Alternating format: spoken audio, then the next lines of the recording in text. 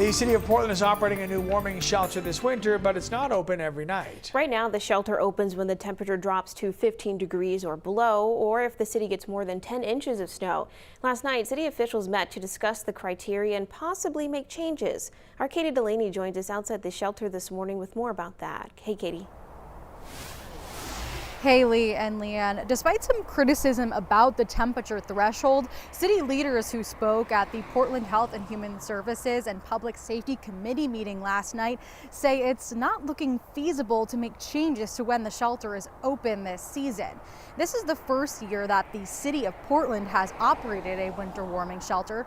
According to Portland's director of HHS, Maggie McLaughlin, it costs $7,700 a night to operate, and most of that cost is from staffing. With that cost, the shelter has enough funding to be open for about 50 nights this winter.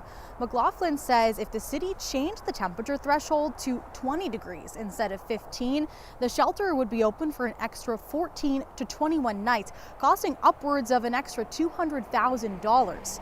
That would take more staffing too, something McLaughlin says is already limited. Last month, the shelter was closed for a weekend despite meeting the temperature threshold because of a lack of staff.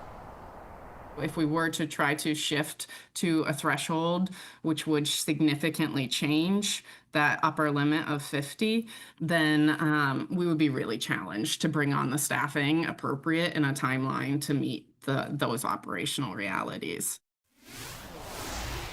Following the current forecast, the shelter here at 166 Riverside Industrial Parkway will be open tomorrow night from 7:30 p.m. to 6:30 a.m. on Friday. Now, a big concern is that opening or closing at a specific temperature doesn't factor in other impacts on overall conditions like wind chill.